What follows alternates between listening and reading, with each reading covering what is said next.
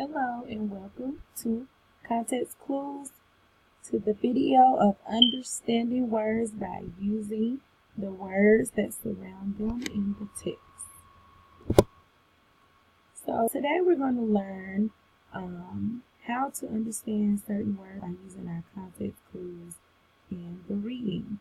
So today's learning objectives would be define context clues.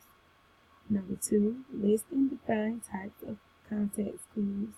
Number 3, apply strategies to identify unknown words using the words that surround them. Context clues. The definition: hints that an author gives to help define difficult or unfamiliar words.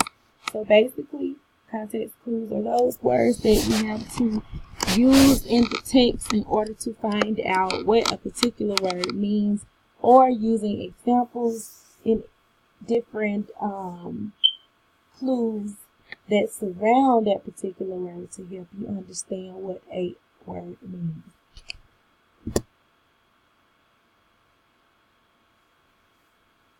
Alrighty, so now we're going to go into the different types of context clues.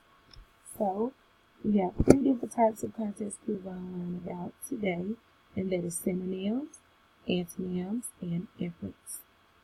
Alright, so let's go in each one. So basically, this is an example of using synonyms to identify unfamiliar words, or synonyms to understand what a word is. So a synonym is basically a type of context clues. So our sentence says, Mr. Lanky was aloof. He always seemed unsociable and uninterested. What does the word aloof mean? So basically we go back and it says Mr. Lanky was aloof. He always seemed unsociable and uninterested. So by using the words in my sentence, I see that if I go to my second sentence of the words that are after the word aloof, it says that he always seemed unsociable and uninterested. So if I would use my context clues, I would know that the word aloof means to what? Let's take a little minute and think about what that word aloof means by looking at the sentence. Mr. Lanky was aloof. He always seemed unsociable and uninterested. So basically, if he always seemed unsociable and uninterested, the word aloof would definitely have to mean he is not friendly whatsoever. So aloof is the synonym of unsociable and uninterested. Next, we're going to use an antonym. I'm going to use how antonyms could be our context clues as well. Mr. Coleman is very outgoing, while his wife, Mrs. Coleman, is reclusive. What does reclusive mean? If Mr. Coleman is outgoing, and we have to think of the antonym of outgoing, so we have to use our context clues. So we need to know what reclusive means. Mrs. Coleman is reclusive. All right, Mrs. Coleman is reclusive, but Mr. Coleman is outgoing. The antonym, it has to be the opposite of outgoing. So if you think, that's how we would define what reclusive means. The opposite of outgoing. All right. So our definition of reclusive would be a person that is isolated or standoffish. So her husband is very outgoing and Mrs. Coleman is reclusive. She's not outgoing. She's kind of to herself. She is isolated while her husband may be the goofy spouse. So that is how you use an antonym strategy in order to figure out what words mean in sentences. And then our last example, we have inferences, how to use an inference to figure out what a word means.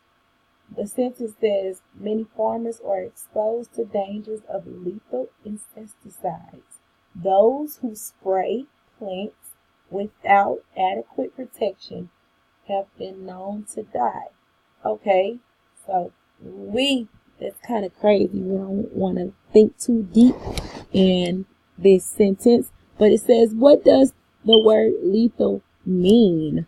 So I'm already looking at some of the words in my sentences, and I'm pointing out words such as die, and then I'm looking at lethal. Well, I know what it means to die. It means you no longer exist. So if I'm looking at the words in my sentence, I'm looking for different words, different phrases, different examples that would help me understand what the word lethal would be.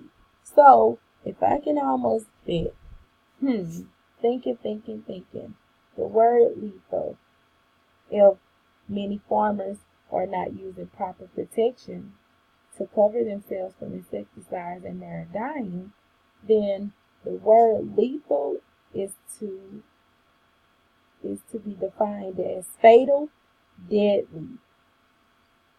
Fatal or deadly. So by using the word die, it connects with the word lethal. Lethal means to be fatal or deadly. And then in my sentence it says people who don't use, or those who don't use adequate protection have been known to die. So lethal has to mean deadly. So that's another way that you identify what a word means by using your context clues. So we talked about 3 different ways to use context clues, and the 3 different strategies were synonyms, antonyms, and emphasis. There are so many other different ways that you can define a specific word in the content, but today we just narrowed it down to 3. I hope that you guys learned a little something from this video, and that you can take from it and use it in your lessons or your daily learning. So thank you so much for joining me, and I hope you enjoy. Thank you.